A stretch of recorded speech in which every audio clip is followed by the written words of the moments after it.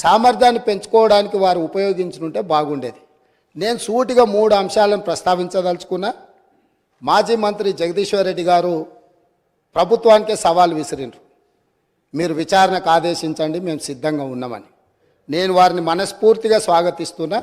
3 అంశాల మీద ఈ ప్రభుత్వము పూర్తి స్థాయిలో విచారణకు ఆదేశిస్తాము. జ్యుడిషియల్ ఎంక్వైరీ చేయడానికి ప్రభుత్వం సిద్ధంగా ఉంది. వారే కోరుకున్నప్పుడు వాస్తవాలను సభ ముందు పెట్టిన తర్వాత మాజీ మంత్రి గారు ఏదైతే జ్యుడిషియల్ ఎంక్వైరీ కోరుకున్నారో తప్పకుండా తమరి అనుమతి ద్వారా సభలోనే నేను ప్రకటన చేస్తున్నా. 3 అంశాల మీద జ్యుడిషియల్ ఎంక్వైరీకి మా ప్రభుత్వం సిద్ధంగా ఉన్నది అని చెప్పి ఈ సందర్భంగా తెలియజేస్తూ, ఆ 3 అంశాలకు సంబంధించి తెలంగాణలో కాలిపోతున్న మోటార్లు, పేలిపోతున్న ట్రాన్స్ఫార్మర్లు, ఆత్మహత్యలు చేసుకుంటున్న రైతులు, ఇది ఒక పెద్ద సెంటిమెంట్ విద్యుత్తు అనేది. ఈ ప్రజల యొక్క సెంటిమెంటును ఏ రకంగా గత ప్రభుత్వము ఆర్థిక ప్రయోజనాల కోసము వినియోగించుకున్నదో ఈ అంశాలు ఈరోజు బయటికి రావాల్సి ఉన్నది. అందులో భాగంగానే ఛత్తీస్గఢ్ ఒప్పందం. మన రాష్ట్రంలో విద్యుత్తు ఉత్పత్తి సరిపోవడం లేదు, అత్యవసరంగా మన అవసరాలు తీర్చాల్సిన అవసరం ఉన్నది. కాబట్టి ఏ టెండర్లు లేకుండానే డైరెక్ట్గా మేము ఆ ఛత్తీస్గఢ్ ప్రభుత్వానికి సంబంధించిన ప్రభుత్వ సంస్థతో తెలంగాణ రాష్ట్ర ప్రభుత్వం డిస్కాంలు ఒప్పందం చేసుకుంటున్నాయని ఆ రోజు ఇదే సభలో ఈ ఒప్పందాలతో వేల కోట్ల రూపాయల భారం పడబోతుంది, ఈ భారాన్ని తెలంగాణ ప్రజలు భరించలేని పరిస్థితికి దారితీస్తుంది, ఈఆర్సీ ముందల మేము ఫిర్యాదులు చేయడమే కాకుండా మా వాదనలు వినిపించినాం. ఈ సభలో ఆనాటి ముఖ్యమంత్రి చంద్రశేఖరరావు గారికి మేము చెప్పే ప్రయత్నం చేస్తే మార్షల్స్ను పెట్టి మమ్మల్ని బయటికి గెంటేసి ఆ రోజు ఛత్తీస్గఢ్తోని తెలంగాణ రాష్ట్ర ప్రభుత్వం ఒప్పందం చేసుకుంది. దీనికి సంబంధించి విద్యుత్తు జేఏసీకి సంబంధించిన తెలంగాణ ఉద్యమంలో క్రియాశీలక పాత్ర పోషించిన ఒక జెన్కో ట్రాన్స్కో అధికారి నివేదిక ఇచ్చి ఈ ఒప్పందం వల్ల నష్టం జరుగుతుంది అన్నందుకు అతన్ని ఎక్కడనో మారుమూల ప్రాంతానికి బదిలీ చేసి కక్ష సాధింపుగా అతనికి ఉన్న హోదాను తగ్గించి ఒక చిన్న ఉద్యోగంలో నియమించారు అధ్యక్ష. వారిక్కడ సభ్యుడు కాదు కాబట్టి వారి పేరు తీసుకుంటలేను. సంస్థలో పనిచేస్తున్న ఉద్యోగి అనుభవంతో తెలంగాణ ఉద్యమంలో విద్యుత్తు జేఏసీని క్రియాశీలకంగా ముందుకు నడిపించి ఉద్యమంలో ముందున్న వ్యక్తిని తెలంగాణ రాష్ట్రం వచ్చిన ఎంబడే శిక్షించి ఎక్కడో మారుమూల ప్రాంతానికి బదిలీ చేసి ఉన్న హోదా కంటే అతనికి డిమోషన్. తెలంగాణ ఉద్యమంలో పాల్గొన్న వాళ్ళు, తెలంగాణ రాష్ట్ర సాధనలో క్రియాశీలక పాత్ర పోషించిన వాళ్ళను మనం సమర్థించే అవసరమైతే ప్రమోషన్ ఇవ్వాలి. ఒకవేళ ప్రమోషన్ ఇవ్వడానికి మీకు మనస్కరించకపోతే ఉన్న హోదాలనైనా ఉంచాలి. అలా కాకుండా శిక్షించి బదిలీ చేసిండ్రు. అతను కూడా ఆనాడు ఈఆర్సీ ముందు తన వాదన వినిపించిండు. ఆ వాదనను పెడచెవిన పెట్టి ఛత్తీస్గఢ్ ఒప్పందం చేసుకున్నారు. ఈ ఛత్తీస్గఢ్ 1000 మెగావాట్ల ఒప్పందం 3/11/2014 నాడు ఏదైతే ఒప్పందం మీద సంతకం చేసిండ్రో ఈ నివేదికలోనే ఉంది. నేను కొత్తదేం చెప్పడం లేదు, వారు చూసుకోవాలి. పేజీ నెంబర్ 11, 12లో ఉన్న వాటిని.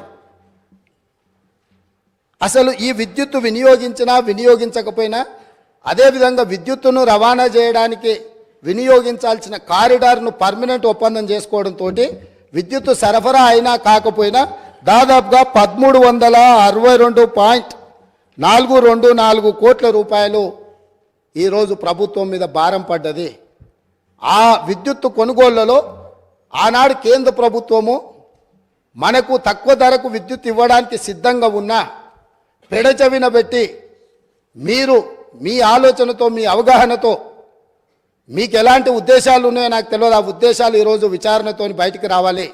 కాబట్టి రేపు జరగబోయే జ్యుడిషియల్ ఎంక్వైరీలో ఛత్తీస్గఢ్తో తెలంగాణ రాష్ట్ర ప్రభుత్వం చేసుకున్న ఒప్పందాల మీద 100% విచారణకు ఆదేశిస్తున్నాము.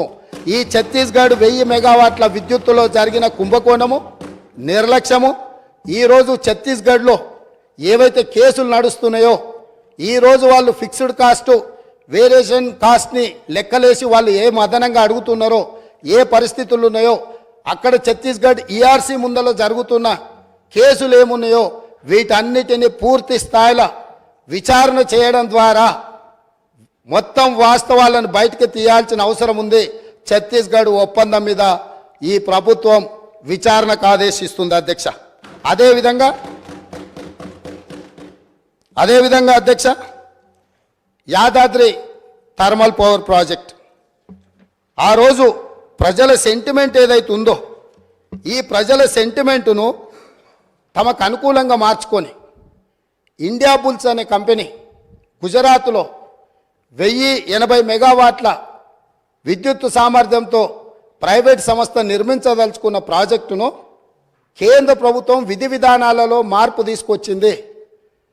పొల్యూషన్ ఎన్విరాన్మెంట్ను రక్షించడానికి 2011-12లోనే ప్రభుత్వం విధానాలు తీసుకొచ్చి సబ్ క్రిటికల్ అనే టెక్నాలజీతో నిర్మించిన ప్రాజెక్టులను అన్నింటిని కూడా మూసేసి సూపర్ క్రిటికల్ టెక్నాలజీకి మీరు మారండి, భవిష్యత్తులో నిర్మించబోయే ప్రాజెక్టులు ఏవైతే ఉన్నాయో ఆ ప్రాజెక్టులను కూడా సూపర్ క్రిటికల్ టెక్నాలజీతో నిర్మించమని చెప్పి విస్పష్టంగా కేంద్ర ప్రభుత్వం ఆనాడు ఆదేశాలు ఇచ్చింది రాష్ట్ర ప్రభుత్వాలకు, అదేవిధంగా ప్రైవేట్ కంపెనీలకు. అందుకోసము సూపర్ క్రిటికల్ టెక్నాలజీ ఉంటేనే 2013 తర్వాత ప్రాజెక్టులు నిర్మించాల్సిన నిబంధనలు ఉండడంతో గుజరాత్కు సంబంధించిన ఇండియా బుల్స్ అనే కంపెనీ బిహెచ్ఎల్కు ఆల్రెడీ సబ్ క్రిటికల్ టెక్నాలజీతో పర్చేజ్ ఆర్డర్ ఇచ్చున్నది కాబట్టి ఆ కాలం చెల్లిపోయిన సాంకేతిక పరిజ్ఞానంతో ఆ ప్రాజెక్టు నిర్మించడానికి అవకాశం లేదని తెలిసి ఆ ఇండియా బుల్స్ కంపెనీ బిహెచ్ఎల్కు మా డబ్బులు మాకు వాపసు ఇవ్వండి అని అంటే, మీరు ఆల్రెడీ కొనుగోలు ఒప్పందం చేసుకున్నారు, డబ్బులు చెల్లించారు, మీకు తిరిగి ఇవ్వడానికి కుదరదు. ఎవడైనా తలమాసినోడు ఇది కొనుక్కునేటోడు దొరికితే వాడిని తీసుకొచ్చి మాకు అప్పచెప్పండి, ఆ తలమాసినోడి దగ్గర మేము డబ్బులు తీసుకొని మీ డబ్బులు వెనక్కిస్తామని వాళ్ళు అంటే, తెలంగాణ ప్రభుత్వం నేనున్నా వాళ్ళని వీళ్ళని ఎందుకు ఎత్తుకుంటారు అని చెప్పి వీళ్ళు పోయి ఒక ప్రైవేట్ కంపెనీ మునుగాల్చిన సబ్ క్రిటికల్ టెక్నాలజీతో నిర్మించాల్సిన పవర్ ప్రాజెక్టును కాలం చెల్లిపోయిన దాన్ని మాకు అత్యవసరం ఉంది, 2 సంవత్సరాలనే పూర్తి చేస్తామని ఇదే సభలో ఇక్కడి నుంచి ఆనాటి సభానాయకుడు సభ ముందల దబాయించి మేము చెప్పినాము ఆ రోజు. మీరు కావాలంటే పాత రికార్డులు తిరిగే చూడండి. ఇది సబ్ క్రిటికల్ టెక్నాలజీకి కాలం చెల్లిపోయింది, ఇది ప్రపంచంలో ఎక్కడ మనుగడ సాధిస్తలేదు, దీంతో కాలుష్యం వస్తుంది, విద్యుత్ ఉత్పత్తి సామర్థ్యం తగ్గుతుంది, తద్వారా నష్టము, దీన్ని వద్దు అని మేము చెప్తే ఖచ్చితంగా నేను చేస్తా, 2 ఏళ్లలో పూర్తి చేస్తా అని వారు చెప్పడం జరిగింది అధ్యక్ష. 2 ఏళ్లలో పూర్తి చేయలే అధ్యక్ష. భద్రాద్రి పవర్ ప్రాజెక్ట్ 7 ఏళ్ళు పట్టింది భద్రాద్రి కోసం. 7 ఏళ్లలో 4 × 270 1080 మెగావాట్స్, 2 సంవత్సరాలలో 6,75,00,000 ప్రతి మెగావాట్కు ఖర్చు పెట్టి ప్రాజెక్టు నిర్మిస్తామని ఒప్పందం చేసి ఈ ఒప్పందాన్ని మొదట్లో తక్కువ చూపించి ఈ ప్రాజెక్టు నిర్మాణం, ప్రాజెక్టు వ్యయం 9,74,00,000 రూపాయలు పర్ మెగావాట్ అయింది అధ్యక్ష. ఇది పూర్తయ్యే వరకు 7 సంవత్సరాలు పట్టింది. అత్యవసరంగా మనకు అవసరాలు ఉన్నాయి, అనుమతులు తీసుకోవడానికి ఆలస్యం అవుతుంది, టెండర్లు పిలిస్తే కూడా ఆ ప్రాసెస్తోనే ఆ 2 నెలలు టెండర్లు పిలిచే కాలం కూడా వృధా అవుతుంది. 2 నెలలు కూడా నేను సమయాన్ని వృధా చేయదలుచుకోలే, ఎన్ని వేల కోట్లు ఖర్చు పెట్టైనా సరే నా రైతులకు విద్యుత్ ఇస్తా అని ప్రజల సెంటిమెంటును ప్రాతిపదిక చేసుకొని ఆనాటి ముఖ్యమంత్రి గారు 6,75,00,000 రూపాయలకే పర్ మెగావాట్ విద్యుత్తు సామర్థ్యంతో ఉత్పత్తి చేస్తామని చెప్పి భద్రాద్రి పవర్ ప్రాజెక్టును కొనుగోలు చేయడం జరిగింది. తద్వారా ఇండియా బుల్స్ కంపెనీకు మేలు జరిగింది, వాళ్ళ డబ్బులు వాళ్ళకు వచ్చినాయి. కానీ ఇది 7 సంవత్సరాలై 9.74 కోట్లతోనే ఈరోజు ప్రాజెక్టు పూర్తయింది. ఈరోజు ఇది ఉత్పత్తి కూడా సరైన విధంగా లేకపోవడం వల్ల సేమ్ టైం కేటీపీఎస్ ఇదే ప్రభుత్వంలో ఉన్న 7వ దశ 48 నెలల్లో సూపర్ క్రిటికల్ టెక్నాలజీతో, అది సబ్ క్రిటికల్ టెక్నాలజీ, ఆ టెక్నాలజీ కాలం చెల్లిపోయింది.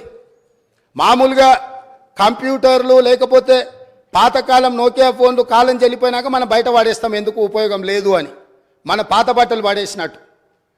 అట్లాంటి పడేసిన వాటిని దాదాపుగా 10,000 కోట్లు పెట్టి నిర్మాణం చేసి తెలంగాణను నిండా ముంచిండ్రు. అదే సమయంలో కేటీపీఎస్ 7th ఫేజ్ 48 నెలలల్లా సూపర్ క్రిటికల్ టెక్నాలజీతోని 8.01 కోట్ల రూపాయల ఖర్చుతో పర్ మెగావాట్ విద్యుత్తును ఉత్పత్తి చేసింది అధ్యక్ష. అంటే ఏ రకంగా ఇందులో 1000 కోట్ల రూపాయల దోపిడీ జరిగిందో భద్రాద్రి పవర్ ప్రాజెక్టును కూడా ఈరోజు జ్యుడిషియల్ ఎంక్వైరీలో 2వ అంశంగా చేరుస్తున్నాం అధ్యక్ష. ఇక 3వది Yadadri thermal power project. Same ఇదే వితండవాదం. ఆ రోజు కూడా చెప్పినాం. సేమ్ సమయంలో ఇతర రాష్ట్రాలు, జార్ఖండ్ లాంటి రాష్ట్రాలు ఇదే కెపాసిటీతో టెండర్లు పిలిస్తే ఇదే బిహెచ్ఎల్ 18% లెస్ కోట్ చేసి అక్కడి టెండర్ తీసుకున్నది. సేమ్ టైం G2G అంటే గవర్నమెంట్ నుంచి గవర్నమెంట్ సంస్థకి ఇస్తున్నాం, అంచనాల రేట్లతో మేము ఇచ్చేస్తాం. ఎందుకు అని అంటే ఇది కూడా 24 నెలల్లో పూర్తి అయిపోతే 24 నెలల ప్రాజెక్టు నిర్మించి యాదాద్రి పవర్ ప్రాజెక్టును పూర్తి చేసి తెలంగాణ మొత్తం వెలుగులు ఇస్తామని చెప్పి ఆ రోజు ఒప్పందం చేశారు. ఎప్పుడు చేసిండ్రు అధ్యక్ష? 1/6/2015 నాడు ఈ ప్రాజెక్టును ఒప్పందం చేసి ఆ రోజు వీళ్ళు చెప్పింది ఏంది అధ్యక్ష? 25,099 కోట్ల రూపాయలు అంటే పర్ మెగావాట్ 6,27,00,000తోటి పర్ మెగావాట్ మేము ఈ ప్రాజెక్టును 24 నెలల్లో పూర్తి చేస్తామని వీళ్ళు చెప్పడం జరిగింది అధ్యక్ష. యాదాద్రి పవర్ ప్రాజెక్ట్ ఈరోజు ఇంకా పూర్తి కాలే అధ్యక్ష. పోనీ ఏమన్నా ఈ గనులు ఆ జిల్లా నుంచి వచ్చిన మంత్రి గారు పాపం మా మంత్రి వెంకటరెడ్డి గారి మీద ఓ అని దాడి చేస్తుడు. ఆయన మొత్తం రైతుల జీవితాలలో మొత్తం వెలుగులు తీసుకొచ్చినాయి. నీ సొంత జిల్లాలా నీ కూతవేటు దూరంలో ఉన్న మొదలుపెట్టిన ప్రాజెక్టు 2015లో మొదలు పెడితే 2023 వచ్చింది. 8 సంవత్సరాలు పూర్తిగా వస్తుంది. ప్రాజెక్టు పూర్తి కాలే. ఇప్పుడు కూడా 2024-25లో పూర్తి చెయ్యొచ్చు అని అంచనాలు వేస్తున్నారు. దీనికి మీరు నల్గొండ జిల్లా ప్రజలకు క్షమాపణ చెప్పాల్సింది పోయి మంత్రులు ఏది మాట్లాడితే ప్రతి మంత్రి మీద దాడులు చేయడమేనా? అది ఈరోజు దాదాపుగా 6,27,00,000కు మేము చేస్తామని డిపిఆర్ మొదలుపెట్టి ఈరోజు 34,543 కోట్లకు అంచనాలు పెరిగినాయి. దాంతో కూడా పూర్తి కావడం లేదు. 8,64,00,000 రూపాయలకు పర్ మెగావాట్ ఇవాళ పూర్తి చేస్తామని వచ్చింది. కానీ ఇది పూర్తి కాలేదు కాబట్టి ఇది కూడా 9 కోట్ల పైచిలుకు చేరుతుంది. అంటే